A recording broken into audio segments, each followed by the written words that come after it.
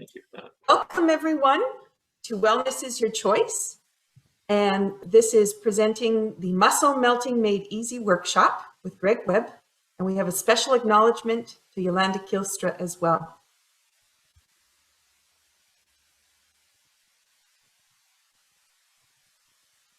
I just want to make an acknowledgement that CanBeWell spreads from coast to coast. And we have acknowledgements here for the Aboriginal land that's been inhabited by the Indigenous peoples from the beginning.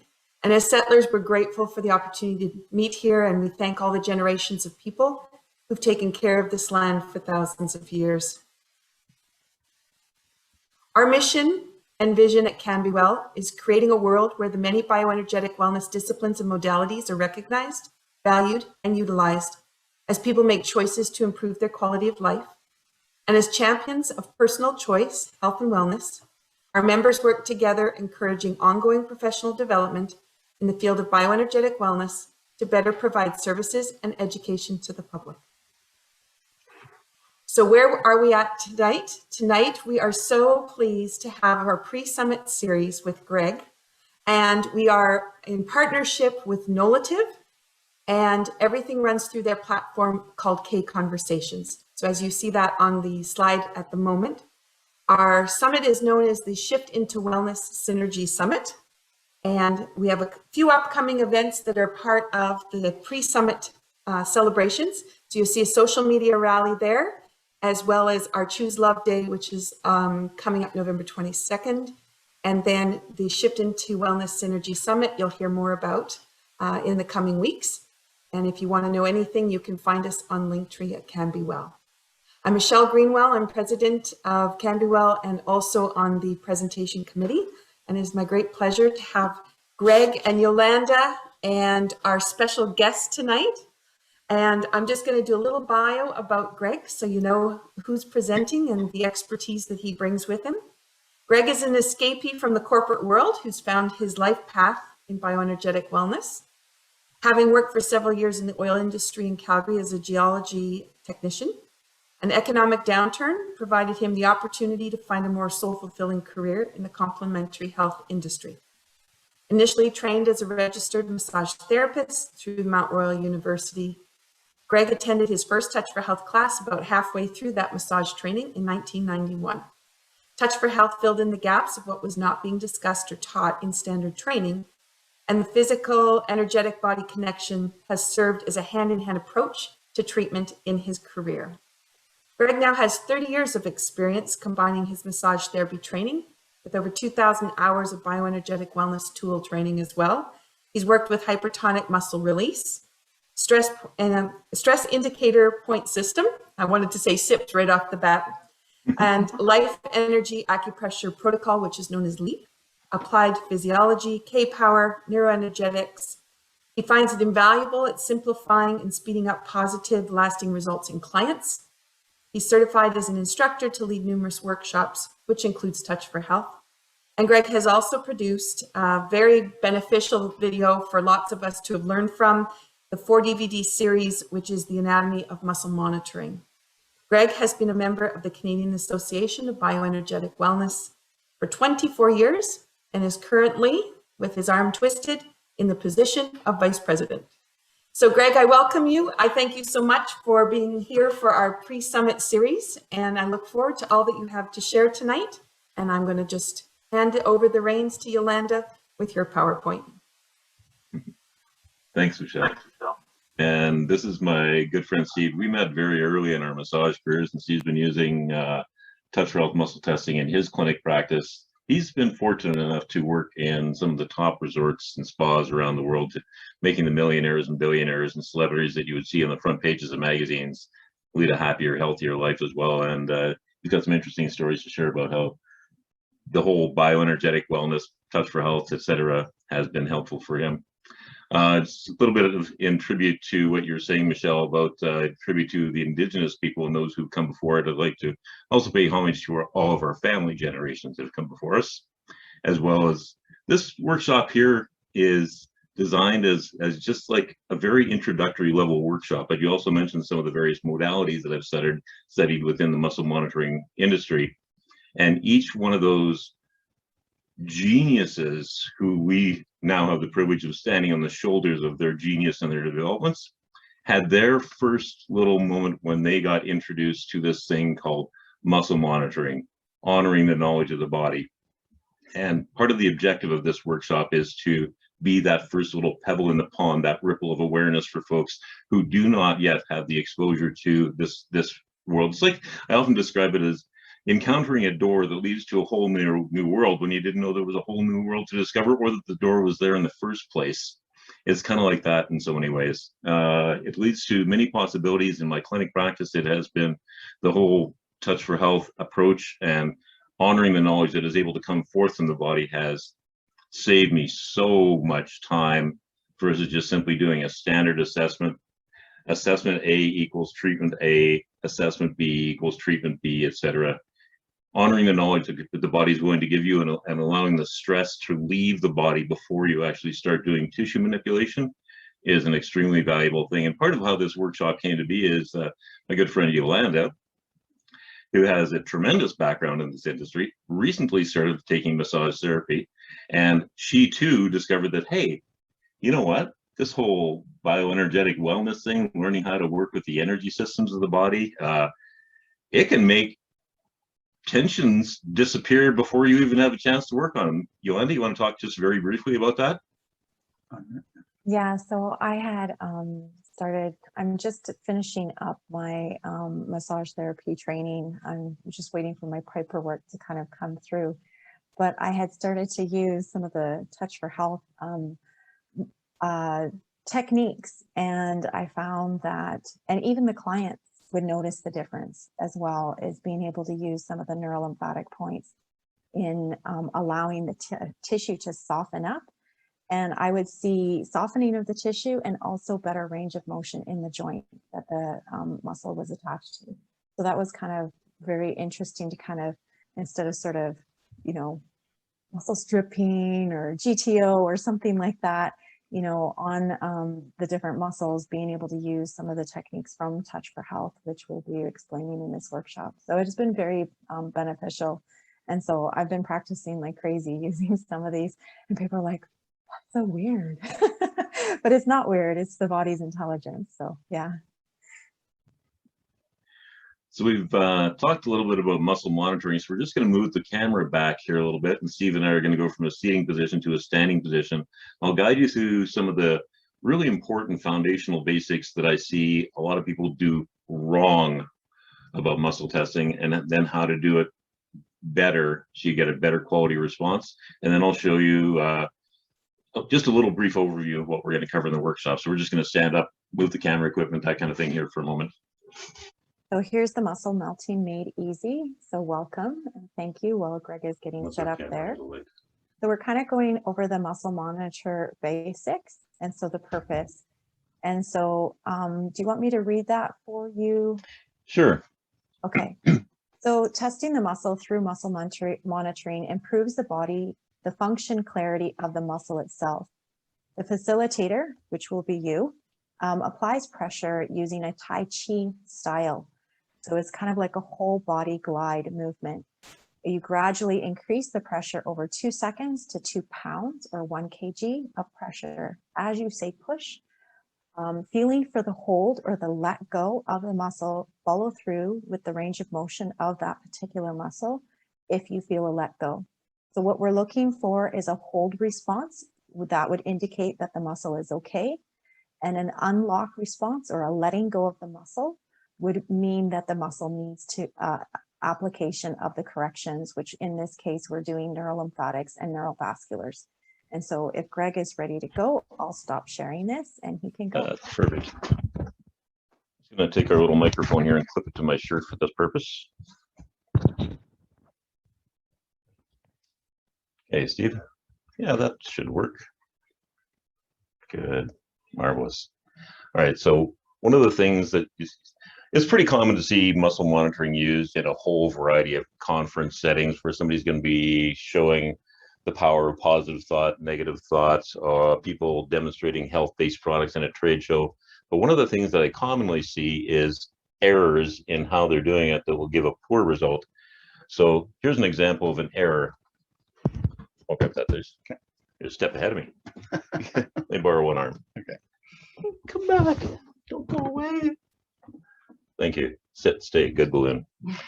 A person will stand and they'll just have one point of contact, not 2 points of contact. 2 points of contact are really important, almost like a plug-in. It works better when you have both prongs in the socket. And oftentimes they will press really hard, like they'll do a sudden pressure really hard, right? You don't have to do that. If anything, what you're doing there is you're showboating or using too much force and or creating potentially a sore shoulder. It's much better to use 2 points of contact.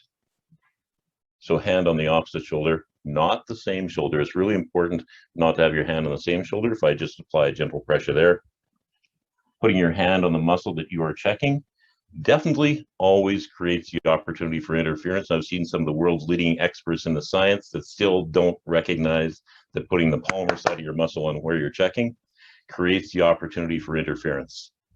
I'm going to use this wonderful little balloon with a happy face on it as a nice visual on the speed of pressure delivery. So you want to start out with just a contact pressure, just your palm resting on the person's forearm or whatever limb you're using, and then a very gentle gradual compression over 2 seconds, 1001, 1002, and you can see it's not a squish, it's just a 1001, 1002, almost meeting the amount of force that you're getting back. So I'll set that there for a second, and Steve, let me borrow your arm. Place it there. When you're doing muscle monitoring, don't press on the hand, press on the forearm. If you're pressing on the hand, you're now creating a bend, which is actually checked for the forearm muscles. You want to be checking the upper arm muscles. Make sure your hand is above the wrist. I'll place a little balloon there with a happy face so you can see what I'm doing. 2 points of contact. Now the movement, a lot of people just simply press just from their arm. And what happens when you press just from the arm, it can be a quicker movement. And when you have a quicker movement, the body will interpret that almost as a little bit of a threat, and it will do a very subconscious, very quickly engaged subconscious adrenal lock protection guard, which can override your muscle checking. Instead, rather than just pushing from just your elbow down, engage your whole body, almost Tai Chi like. So my ankles are soft, my knees are bent a little bit, my feet are staggered. You can't see it on the camera, but I've got one foot slightly in front of the other so that if I go forward, I can glide forward. If my feet are parallel and I go forward, then I would fall forward into the person that I'm working with. So having your feet staggered a little bit, knees soft, and just a gentle 1001, 1002. Now, another thing that's really common when people are muscle monitoring is that subconscious hold their breath. It's a way that we want to use to be strong in a situation. A way to make sure that neither of you are holding your breath is to say the word push for 2 seconds. That's about how long it takes, and that's how long you want the test for. So just hold there gently, please, Steve, and hold, and push. Hold there, steady, okay, and hold, and push. Good. If by chance the initial response isn't good, if you're trying this with friends, have a person take a nice big drink of water. Oftentimes, taking a drink of water will help the muscle respond better. So key things out of that, 2 points of contact. Use your whole body to engage the glide and engage slowly, gradually over 2 seconds. Push like that. So even though we're going to be leading towards where you do these muscle monitoring checks on muscles when your client is laying down on the table, most often tummy down, it'll be that exact same process of delivering the check where you will move from the body, not just your arm, and you'll engage slowly, gradually over the 2 seconds. What happens then is you end up with quite a complex feedback communication. Here, the muscle to nerve feedback goes, oh, that's not very much pressure. I can just use 300 muscle cells. Then as I increase the pressure, goes, oh, the muscle feedback goes, now I need 600, now I need 900, now I need 1,000. Oh, I need 3,000 muscle cells. So it's this gradation versus coming in suddenly and just getting a guard response of 3,000 muscle fiber cells. So that gradual pressure creates also a more complex nervous system aspect of things to work with. All right, that's the key points on that one. Next, I'm going to show you the muscles that we're going to be working with. And Essentially what we're doing, turn your back, Steve. We're covering in this workshop the muscles from T1 to L5, which is a place where lots of people come for release of tension. The first thing we'll be doing is softening out the muscles beside the spine. You'll be standing beside the person, placing one hand on the upper trapezius, the other hand over the sacrum. Just ask them if it's okay if you relax their back muscles by putting your hand on their sacrum. Do that hand for that position for about 1.5 minutes to 2-3 minutes. Then you walk around the other side, put your hands on the opposite side again, melt that out. This works through softening and lengthening the acupuncture meridian, bladder meridian, which flows down through the spinal muscles. So it's the flow through the bladder meridian that softens the spinal muscles. Then we'll be working what's known as the parascapular muscles, the muscles which surround the scapula that go between the hips and the top of the shoulders. Again, L5 to T1. We've got the Latissimus Dorsi, the lower trapezius, the middle trapezius, and the rhomboids. And again, for anybody who's ever been for bodywork treatments, these are really common places to have time spent. And for anybody who gives it, it's a common place to spend time. So step 1, melt the spine. Step 2, you're going to check the muscles of the body, apply circulation reflexes for increasing lymphatic drainage, and then increasing blood flow circulation. Then you'll recheck the muscle.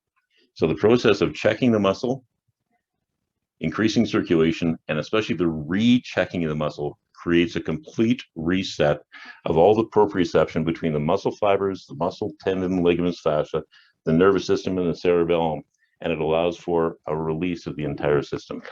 So Steve, just turn a little bit right about there. So we've got, how do we want to do this? Yeah, I'll show you the, okay, so the first muscle we're going to do is rhomboid. So the rhomboid runs from C7 and middle of the thoracic down to the scapula.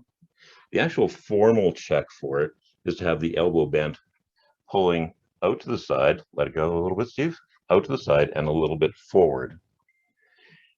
So that's an out to the side and a little bit forward with the elbow bent. But if you straighten the elbow, you've now got palm, I'm going to lower the camera angle just a little bit here. There we go. Palm towards the side for rhomboids. The next muscle in the sequence, all you got to do is rotate the palm. And now because now we've got the latissimus is an internal rotator of the arm. So you can go from rhomboids, palm towards the thigh, to latissimus, back of the hand towards the thigh. And this one again, pull out the side and a little bit forward. Next muscle would be lower trapezius. Starting with the arm back, turn back that way just a little bit, Steve. And be pulling up and forward. So whether the person's on their back or on their tummy, you want to press up towards their head and a little bit towards their face, starting with the arm back and down. That's for lower trapezius. And middle trapezius, which is right between the shoulder blades, start with the arm back and pull forward. So the whole sequence, just to show you the whole sequence, palm in for rhomboids, pulling out and a little bit forwards, back of the hand in, pulling out and a little bit forwards for latissimus, wrist down and back for lower trapezius, and wrist straight back for middle trapezius. So that's the routine you'll be learning. You'll check muscles on the left side, right side, and if you get really good on both sides at the same time, do the circulation reflexes, recheck, and then go back and repalpate, and you'll be quite surprised, as will the person on the receiving end, at how much less tension there is in the overall muscles. So that's it for the demo. Now let's go and have a look at some of the pages of the handout and the PowerPoint slide, because Yolanda's done a great job of putting together some anatomy slides, and we're going to move the table back a little bit. So yeah, here's our first muscle, the rhomboids, and you can kind of funny, I'm tempted to point at the screen, but you wouldn't be able to see me pointing at the screen. But you can see the diagram on the right where the muscle comes from the spine over to the shoulder blade. And the rhomboid, it's almost like the boughs of a tree going down from the stem of a tree, almost like a pine tree. Some species of pine trees have that. There's your testing position over on the left. Again, you'd be pulling the arm straight out the side with the palm into it. Where you see the circulation reflexes, these are neurolymphatic reflexes, the ones on the left. They're called neurolymphatic because it works with the lymphatic system. It works with the nervous system to cause the lymphatic system to open the diameter through the smooth muscle that surrounds the piping. So you open the diameter from essentially drinking straw to garden hose diameter as a figurative analogy. And so you hold those, and then the neurovasculars do the same thing for blood flow capillaries. They open the diameter of the pipes, and you can always push more fluid through a bigger pipe than a smaller pipe. So anybody who's ever studied massage therapy or any type of body work will have heard increase the circulation. You got to increase the lymphatic and the blood flow circulation. Well, you can do that easier through an open pipe than a closed pipe. An interesting little note here about the neurovasculars. If you study different manuals of this type of work, you'll see that there's a variety of neurovasculars for rhomboids. The ones that are shown in this diagram are out of an applied kinesiology manual, where they're up on the straight up from the outside of the eyebrow, right about just below the hairline. You can use those. Another set, which is easier to use and easier to reach when a person is face down on a massage table, is right at the baby's soft spot, the anterior fontanelle. And how you would find that: just take the heel of your hand, plant it on the bridge of the nose, and just let your fingertips rest. That's where the rhomboids are at. Let's go to the next slide. Next slide should be latissimus.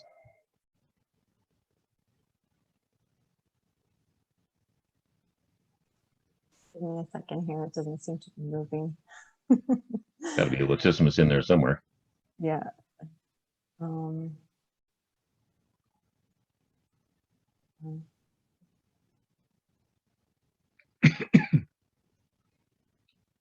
There we go. There's a latissimus. So latissimus dorsi, big wide muscle at the lumbar. Interesting to note for when you're doing soft tissue work. See, if you look at the muscle diagram itself on the right hand side of the page, you can see where the red colored part, muscle fiber, becomes a white colored part, which is more tendon sheath and or what's known as an aponeurosis. So if you ever go to apply a process called origin insertion technique, which is also taught in touch for health classes, applied kinesiology classes, and many other things within this science, just note that your origin insertion will be where that red and white little stripe is, closer to the lumbar. So the latissimus dorsi, that one is back of the hand towards the pant seam. What I do is I tell the person the verbal cue, put the back of your hand towards your pant seam, and then I'll tap. I'll tap on the inside of their upper arm and tell them to hold their upper arm into their body, and that gives you the right position right off the bat. So back of the hand into the body, then hold your upper arm into your body. That takes you into the right position.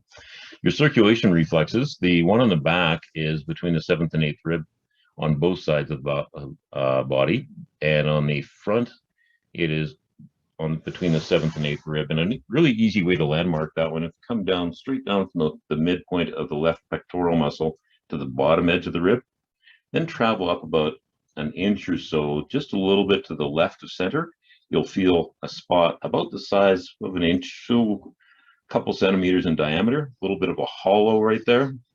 That is the location for the latissimus dorsi neurolymphatic reflex. And to stimulate a neurolymphatic reflex, you want to rub the skin gently but firmly for about 15 to 30 seconds. If there's a little bit of tenderness in any of these reflexes, what the tenderness means is, I am so happy that you found me, and boy, if you rub me for a while, even if you send the person that owns that body home with reflex or homework to rub it, then the pain and tension will just disappear faster. The neurovasculars on the side of the skull, how you landmark those is they are straight up from the ears, 2 finger widths above the center of the ears. That's your latissimus dorsi. On to the next muscle, which should be lower trapezius. There's your lower trapezius muscle. Oh, we got a latissimus dorsi picture there. Okay, lower trapezius is right above the latissimus dorsi, and it is the next little division right up above there. And the great thing about the latissimus dorsi muscle, the lower trapezius muscle, and the middle trapezius muscle, they all have the exact same reflexes. So get in the habit of checking all 3, latissimus, lower, and middle trapezius, all at the same time, and then you've only got one set of reflexes to work. The thing that is different for the neurovascular, thank you. So the lymphatic reflexes are the same, but the neurovascular for the lower and middle trapezius is at just above the posterior fontanelle, kind of where the sutures join in the back of the head. You can almost feel a little bit of a dip there.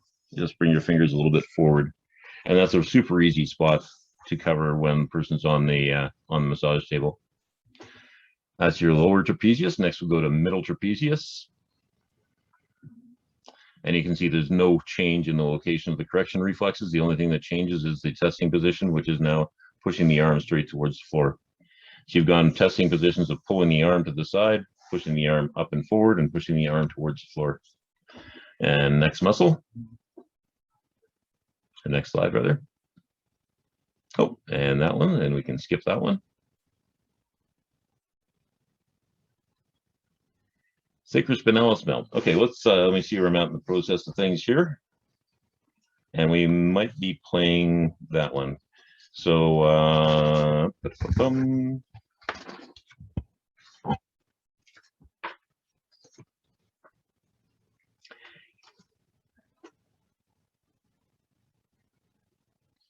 just going to tell a little story here. So this has to do with a client. She's a regular client, and the muscles we were just talking about, the latissimus, the lower trapezius, middle trapezius, rhomboid, are those common areas for people to find tension in, Steve? Yeah, I'd say 95% people who show up for massage therapy, whether it be in a clinical setting or in a spa environment, that's their holding pattern of tension in their body all over the world. It's no different. No. Yeah. Yeah. So if we can find a way to release that, that's someone. For sure. So here's the story of using the process. It's kind of funny because I'm using the process that I'm teaching today in a client that I see on a periodic basis. Working on her, and the lower trapezius muscle on the left-hand side has a tension feature in it. So I do a variety of your standard soft tissue type approaches, and nothing really much changes. I give it 4 or 5 different passes of different things over about a 5-minute period, and it's not changing at all. So then I do the process out of this workshop, the 90-second muscle melter, which is feel for where the tension is, give a person a little bit of a palpation of it so they can feel what that tension level is, check that muscle and a few of its friends in the neighborhood, rub the circulation reflexes to increase the lymphatic drainage, increase the blood flow, recheck the muscle, and went back, and the entire area was just completely buttered right out. There was not a crumb of it left. So it was interesting. And today again, she was here this morning before the workshop and did the same thing again to a different muscle. And it was interesting because the muscle where I did the correction for was a different one than the muscle where the tension was, but it's still in the same neighborhood, right? And so what that showed me was that between the latissimus dorsi, the lower trapezius, the middle trapezius, and the rhomboids, there's so much happens as a collaborative unit between those that just simply working the reflexes for one muscle does absolutely definitely have the ability to affect everybody who's a friend in the neighborhood. And it was interesting because working the primary muscle reflexes didn't do it, but working another subsidiary reflex completely melted it out. So work both, and if you've only got 2 sets of reflexes to work to cover all the muscles, you're doing good. Let's cover a little bit more curriculum, and then we'll hopefully have time for some more stories and stuff at the end. So we talked about the spinal muscle melter, and Yolanda, you want to get that slide ready, that film clip ready to go. The muscle melter is a wonderful way of releasing that initial tension layer and in the spinal muscles. When I go for treatments and people don't do it, it's really quite a reminder of how nice it is to pre-soften. And all you're really doing is you're standing beside the person, reaching your hand across, resting your hand gently there for a couple minutes, move around to the other side, and send warm, loving kindness. Let's just go ahead and play that clip.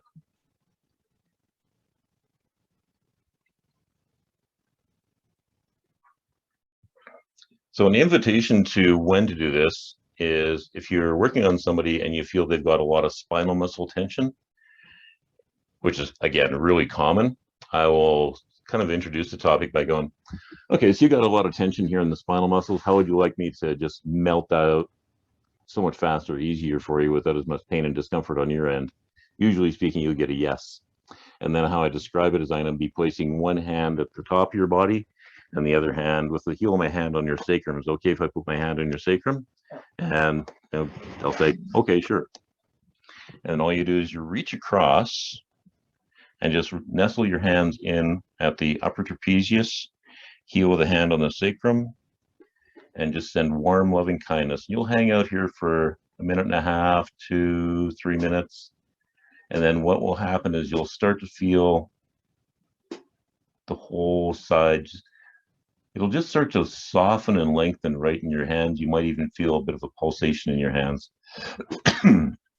How the process works, there's the acupuncture meridian, the bladder meridian, that runs down through the spinal muscles.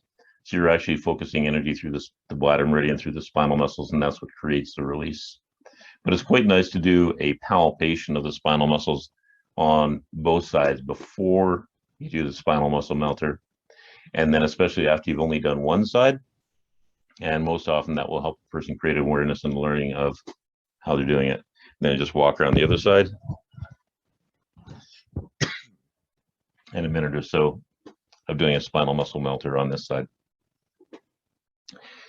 It's really quite a nice calming, grounding thing to do. And again, like I said, anytime that I've been for a treatment and they don't do something of this nature and they start in on the work in the lumbar, there's oftentimes a whole bunch of muscles that aren't quite ready to release at the depth of pressure that the therapist would like to get in there and work. So it allows you to work there quicker, easier. So that's the spinal muscle melter. And then from there, what you do is you just simply go straight into the checking of the muscles. Yeah, camera position works pretty good. So again, we got the palm in, and that is for the rhomboid, pulling away from the body. Back of the hand, hold your upper arm into the body, pulling away from the body. Lower trapezius, pushing forward and up. And then back of the hand towards the ceiling, pushing towards the floor.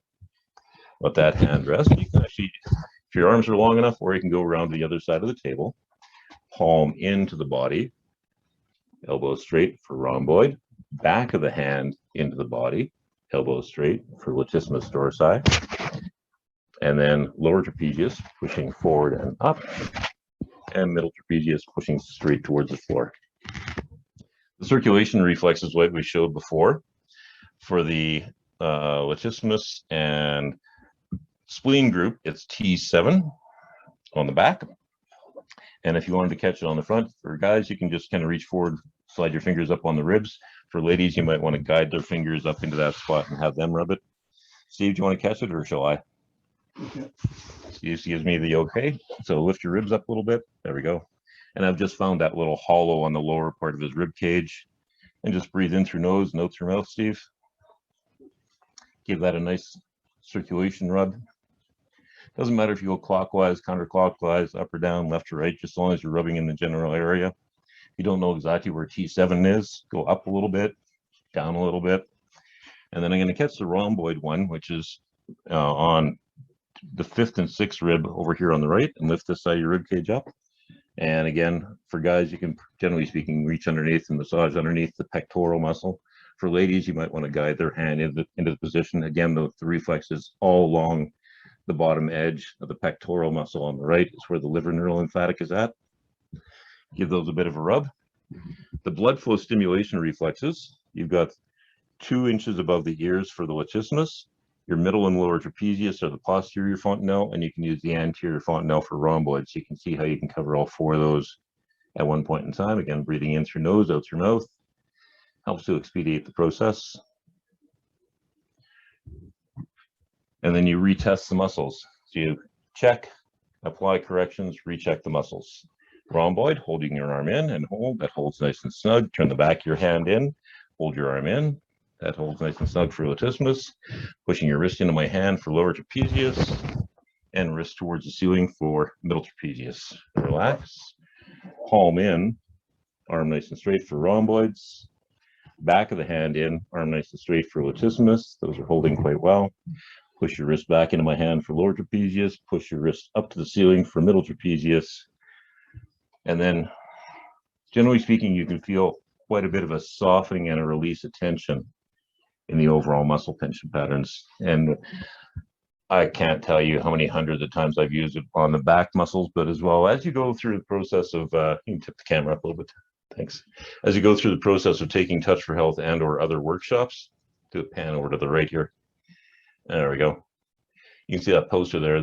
In touch growth level 1 through 3, you learn 42 muscles of the body. In level 4, you learn a bunch of ways of doing things. But essentially, every muscle in the body corresponds to an organ, a gland, an acupuncture meridian, a variety of components of life, and circulation reflexes. And oftentimes what happens is the issues are in the tissues. As we go through life, we collect tension patterns. And you can either beat the tension pattern into submission, or you can find a way of pre-releasing, pre-softening a tension area. That's, again, the basic protocol. Muscle melt, rhomboids, latissimus, lower trapezius, middle trapezius, corrections, retest, and you're done. The whole thing should be taken 4 or 5 minutes. Okay.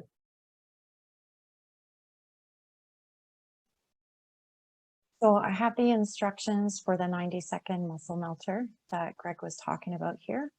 So you're palpating for rigidities in the parascapular region, testing the muscles, which is the rhomboid, latissimus, lower trapezius and middle trapezius, stimulating the neurolymphatics and the neurovasculars for 10 to 20 seconds, and then retesting the muscles just like Greg had indicated and demonstrated.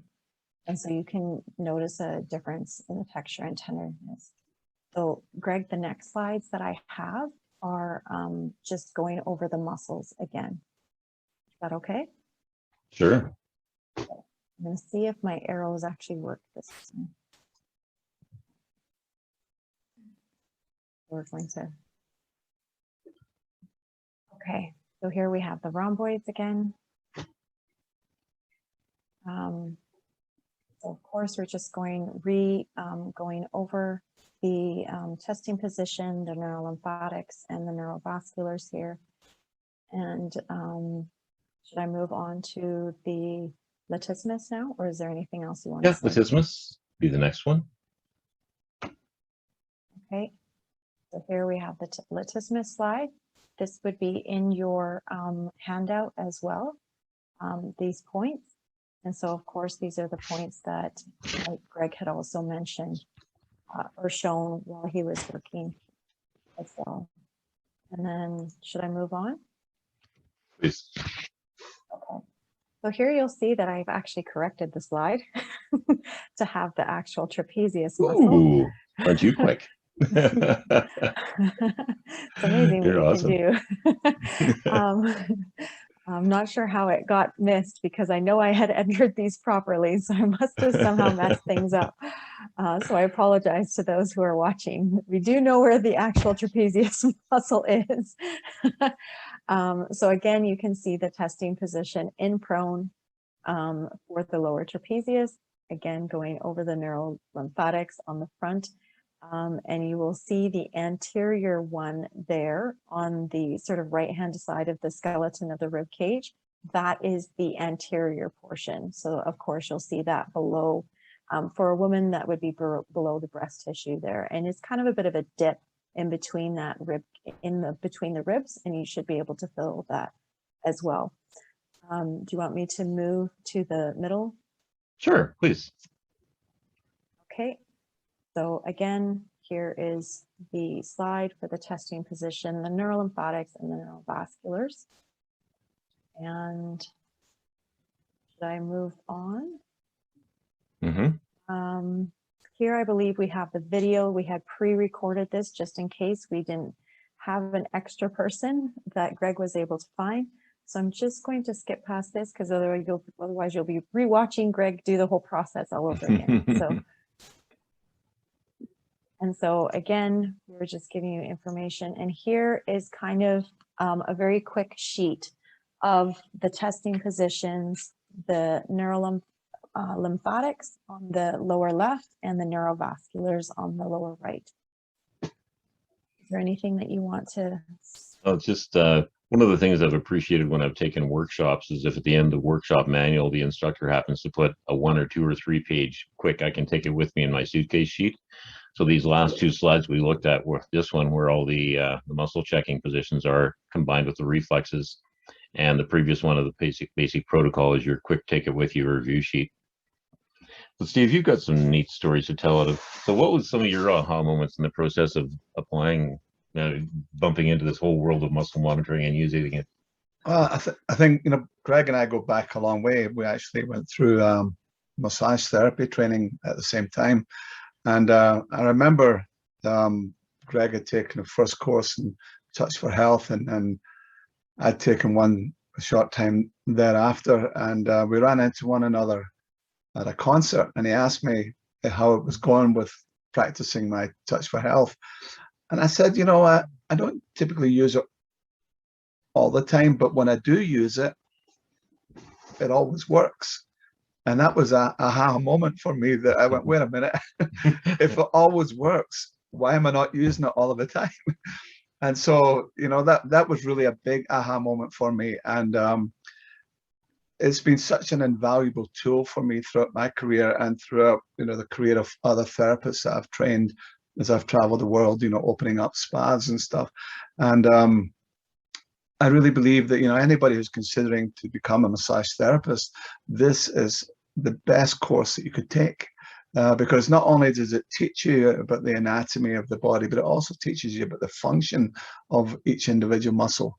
And it gives you a great assessment tool as well.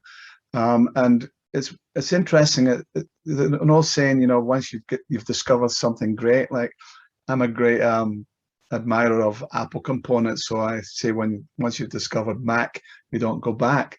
And it's the same with, when you learn muscle monitoring. Once you learn it, you can't go back to not doing it. And in fact, clients and guests in hotel and spas, they actually look forward to it, and I've been called out where times where I've maybe been short for time and I haven't done, some muscle monitoring, and they'll say, whoa, what about the muscle monitoring? Can you not do that? Because they learn so much more about themselves. Plus, as Greg was saying, I really believe that a good instructor gives the student something to take home with them that they can use themselves. And so when you show, your clients have simple reflex points that they can stimulate, so neurovasculars, neurolymphatics, it's tremendous the benefit that you've given them, to be self-empowered when they go home, that they're not dependent on some so-called expert to come along all the time to help them. It's not every day that you can go and have a treatment. And so giving guests and clients, a tool that they can use on their own at home is a tremendous tool, I think, to give them. And I haven't found anything as good as this, in all my years of experience. And so this is a guy that's responsible for it. I wouldn't have been doing it if it hadn't been for him. So thank you. Thank you. Let's all turn our cameras on, and microphones on now to share stories and such, question and answer. But Eve, as you were speaking, one of the things that came to mind is the giving clients homework. And one of the things I've done very frequently for years is got a little 8.5 by 11 page, where's the camera? There it is, 8.5 by 11 page with the neurolymphatics on one side, the neurovasculars on the other side, and I'll just take a highlighter pen and I'll rub the key ones for them. And I'll tell them to rub that little spot 3 times a day for about 15 seconds. And if oftentimes we end up exploring emotions, because emotions are all part of life. And like I mentioned earlier, the issues are in the tissues, and you can see this chart behind me that has the emotion words on it. Well, each of those emotion words also has a postal code region where it'll land in the body and create tension. So if they're rubbing the lymphatic reflexes and holding the neurovascular reflexes while stating an affirmation of release, it helps to release the emotional component of that muscle tension as well. How about the rest of you? Who else has an aha? Natasha, you look like you've got an aha moment. I have a question for you, Greg. As we might have people. A little louder, please, Natasha. Yeah, sorry. I have a question in regards of as we might have people watching that who have no background. So just doing the neurolymphatics and the neurovascular points and rubbing those, you would tell people to do that if they are not trained. Oh yeah, it's fine. Yeah, it's anybody can do it. It's you can do no harm. Yeah, the only thing you can possibly do is more good by continued rubbing. There's zero opportunity for error. Awesome. So one of the things that they would be able to do is just kind of even move those shoulders around, moving the arms back and forth. You're activating all the muscles that we're actually dealing with on the back. Then they can rub the vascular points that they've been given for homework, and then moving it back and forth again. So that it should build also that awareness for their clients, and kind of going, okay, I feel stiffness or a pinch in the shoulder blade on the right hand side. After I rub the neurolymphatics, that pinch is either gone or much less. And so that there in itself is just kind of building that awareness for the client, and then also building the ability to know that they can help themselves. You know, it's kind of, these tools are very much designed to be able to help themselves. You know, not everybody can afford to have a massage or treatments as sometimes as often as they're needed. Or sometimes, you know, you kind of like, you tweak that shoulder or something like that, and all of a sudden they go, oh, I have these tools that I learned that I could probably apply. And so one of the biggest, I think, downfalls is sometimes knowing this is that you don't use it as often as you really should. Like all the time, you should use these. They are so beneficial. Thank you. So Yolanda, what you were just speaking to of having the client move the body portion around, that serves the exact same function as testing the muscle. So if a client just simply moves the body region and rubs the reflexes and holds the neurovascular, that serves the exact same, bring awareness to the nervous system of the test, correct, retest steps, and does a reset of the tension levels. And having been a student of yours, Greg, I just know that neurolymphatics are like your daily routine. You use them every day, don't you? They get worked. Yes, they do. Yeah, and if anyone's familiar with Donna Eden's work, she has a 10-minute warm-up in the morning, and neurolymphatics are in that. And all the neurolymphatics, if someone takes the PDF document as a handout, there is, I think it's maybe page 5 or 6.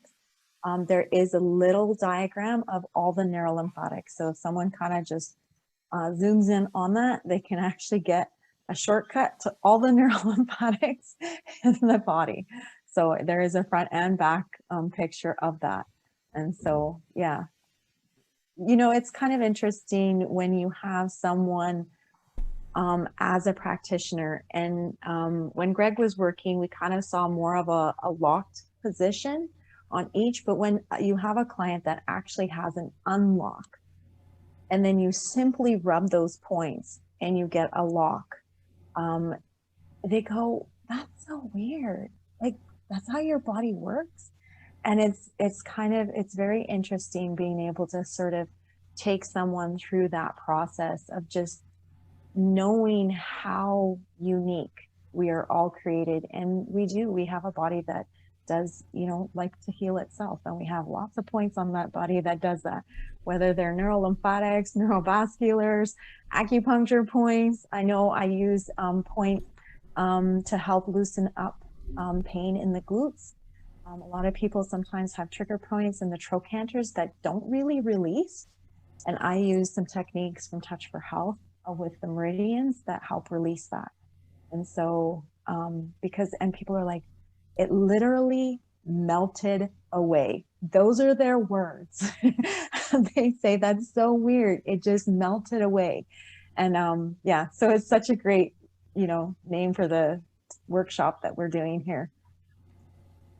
Something that I think about too is a lot of people are focusing on their breath, and they're using that as awareness, whether they're holding their breath or letting it go. But when you're using neurolymphatics or neurovascular points, while you're holding them, you'll find all of a sudden you might take a deep breath in, and all of a sudden you have the ability to take the deep breath. So the tension that was being held in the body is immediately released. So you can spend some time working on breathing exercises, but you could actually bypass that time that you need to get to the place where it'll finally relax just by holding a few of those points. And then all of a sudden the body lets it go and you're just deep breathing.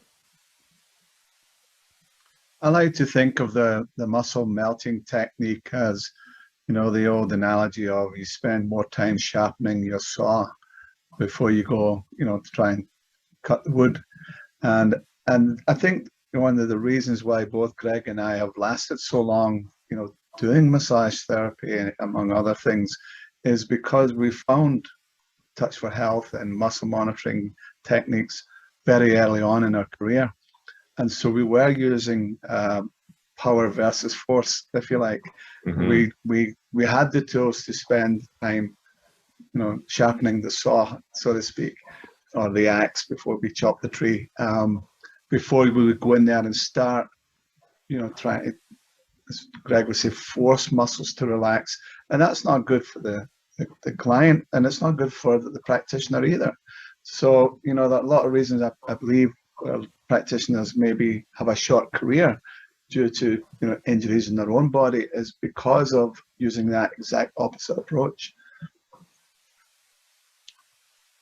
It's also nice how it becomes a very client awareness education process about their own body, as opposed to being completely checked out, just bag of potatoes on the table getting mashed. Yeah. They become very much aware, and it's a learning process for them. And I always enjoy anytime you can learn from somebody about yourself or about something new when you're going and investing in your health, it's always feels like a more rewarding way to spend time and money. And how I've used these methods is it's really a salt and pepper approach. They sometimes come in at the start of a session, sometimes mid-session, sometimes at an end of a session, wherever it feels appropriate. But that simple little thing I just showed you, the muscle melter technique, for anybody that does soft tissue, any ache and pain, is just such a lovely thing. And if you don't have the muscles that you're working on already, those are available to be learned in other works like Touch for Health behind you'll land in the chart. I was also going to add that as a massage therapist, especially starting out, this gives me kind of a bit of an advantage because I have a unique set of skills that not everybody coming out of massage therapy school does have. And one of the other things that I've had clients commenting on is the amount of relaxation they feel in compared to this with just straight massage. There seems to be much more of a mind-body connection here in the relaxation of the muscles.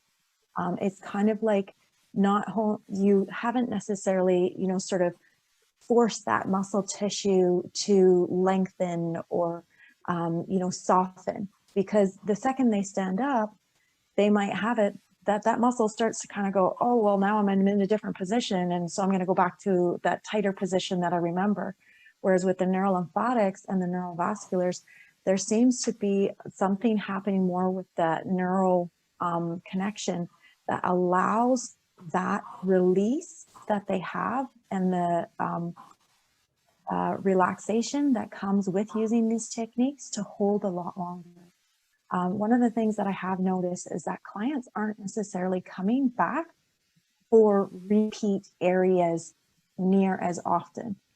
So say if I'm working on their shoulders, for a first-time client, I might be having it that I'm working in that area because that's their main complaint. 2 sessions, by the 3rd sessions, I'm like, oh, look at this. We're not working on any of the trigger points, any of the tighter muscles that we were doing beforehand. So that's a big bonus. And when someone comes off the massage table too, and you've re-engaged muscles, because you can do the massage and shut things down, so then they have that nice relaxed feeling, but sometimes that leaves them, kind of disjointed, or, it's like you just want to go home and have a nap. But if you're actually using some of these tools when they come up off the table, they're feeling alive again and everything is working. And that's a completely different feel than coming out of a massage. So Michelle, you mentioned at the start of the workshop how this is part of the summit, and it's a part of a pre-summit workshop. Did you want to speak a little bit more about the summit? I would love to. So we've engaged in all kinds of conversations with our pre-summit series, which is available on CanBeWell's YouTube channel. And we are leading into the Shift into Wellness Synergy Summit, which is a 3-part series, which is designed to help educate and build businesses so that all of us who work in this profession can have the latest science, the latest techniques, and also some great conversations with people around the world who are working in the field, who have different areas of interest that'll be able to provide us with a more rounded education. And the summit was originally to be happening and starting November 13th and 14th. And we postponed it till after Christmas with all of the challenges that everybody's faced this fall with the COVID restrictions continuing and things that are happening. We felt that it was better to hold off a little bit and let people kind of get settled from Christmas. And so at the end of January is when we'll start series 1. And that's all about personalizing your care. So it's not just going in and having something happen for you, but it's actually personalized for you because of the biofeedback that we can use. And then we have series 2, which is in February, and then series 3, which is in April. And both of those are around ideas of taking action for wellness and also for engaging brain and body in different ways. We're looking at goal setting and intention, which is key to biofeedback techniques. And we're also looking at the way we build community, because as we engage with someone else, we engage the innate healing potential. And as we engage in community as professionals and people who are interested in this knowledge, we also build a way for all of us to build and grow together and create and shift wellness for ourselves. So that's what's coming up. And to register for it, you can go to CanBeWell.org and you'll find it on the main page. There's a logo there you can just click on. You can go to kconversations.com or you can go to nolative.com. Any one of those will get you to the registration page. And we are partnered with Nolative, so you can take a look at their website, see what they're about. They're a great resource place for people who work in this profession or people who want to just know more. And they have other courses and opportunities that they've put together to make sure you're advancing your education. So thank you very much, everyone, for this wonderful, informative hour. And I look forward to seeing you at the summit. Good. Thank you very much. And thanks, Steve. You're welcome. Thank you. It's a pleasure. And thank you to Great my to lovely meet you. daughter, Santana, for being camera tech. Thank you. Okay. Good night. Thanks all. Bye. Thanks, Yolanda. You're so welcome.